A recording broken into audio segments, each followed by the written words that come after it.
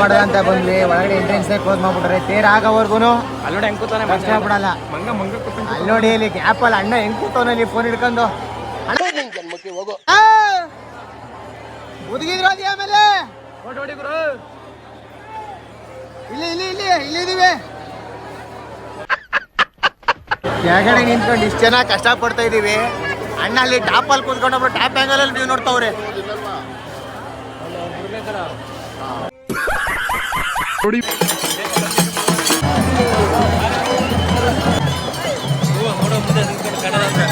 ತೇರ್ ನೋಡ್ತಾ ನಿಂತಿದೀವಿ.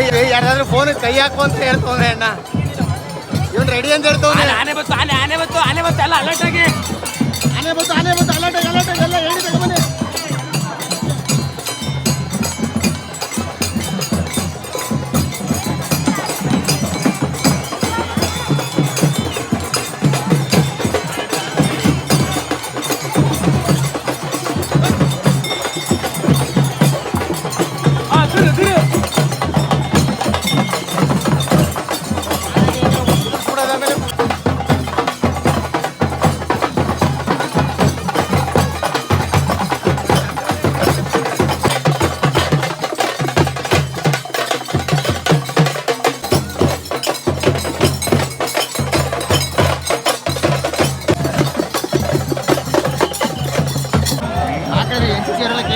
ರಥೋತ್ಸವ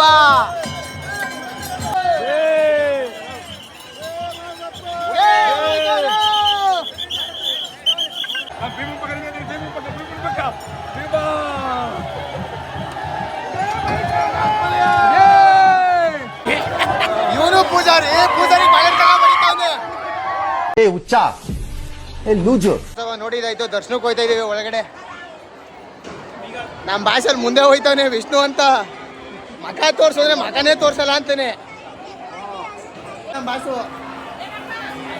ರಥೋತ್ಸವ ನೋಡೋಕೆ ಇಷ್ಟೊಂದು ಜನ,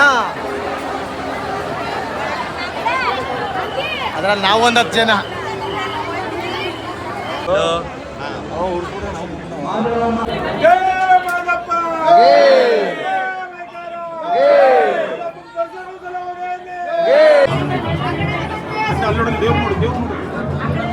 ಇಂಥ ದರ್ಶನ ಆಯಿತು. 2ನೇ ದಿನ ನಮ್ಮ ಮಾದಪ್ಪನ ಬಿಟ್ಟದ್ದು.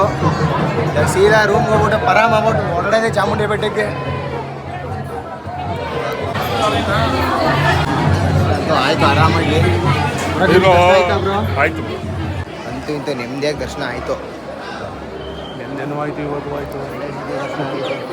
ನೆನ್ನೆ ಬಂದೇ ಹಿಡ್ತೀವಿ. ನೆನ್ನೆ ಬರ್ತಿದಂಗೆ 5 ನಿಮಿಷನೂ ಆಗಿದೆ ದರ್ಶನಕ್ಕೆ. ಇವತ್ತಾದ್ರೂ ಒಂದು 10 ನಿಮಿಷ ಲೇಟ್ ಆಯಿತು. ನಮ್ಮ ಅಪ್ಪನ ಪ್ರಸಾದ ತೇರೊಂದು, ನಮ್ಮಪ್ಪ ಮಾದಪ್ಪನ ಪ್ರಸಾದ.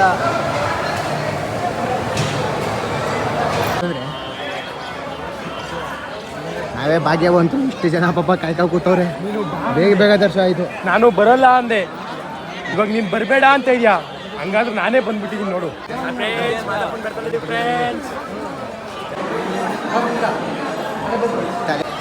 ಅಗೇನ್ ಮಳೆ ಶುರು. ಮತ್ತೆ ದರ್ಶನಕ್ಕೆ ಹೋಗ್ಬೇಕಾದ್ರೂ ಮಳೆ, ದರ್ಶನದಿಂದ ಬರಬೇಕಾದ್ರೂ ಮಳೆ. ಎಲ್ಲಿ ನಡ್ಕೊ ಬಂದು ಶರ್ಟು ಪಂಚೆ ಈ ರೇಂಜ್ಗೆ ಆಗ್ಬಿಟ್ಟದಲ್ಲಪ್ಪ.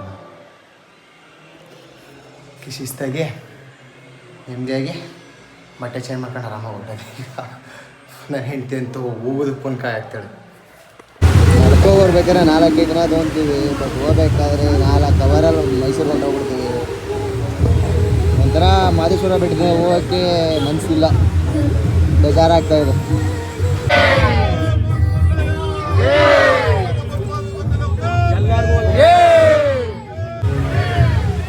ಮಾದಪ್ಪನ ಬೇಜಾರಾಗ್ಬಿಟ್ಟವನೇ, ಕಾಣಿಸ್ತಾನೆ ಇಲ್ಲ. ಹೋಯ್ತಾ ಇದ್ರಲ್ಲ ಕಂದ ಅಂತ ಅಂದ್ಬಿಟ್ಟು ಫುಲ್ಲು ಫಾಗು.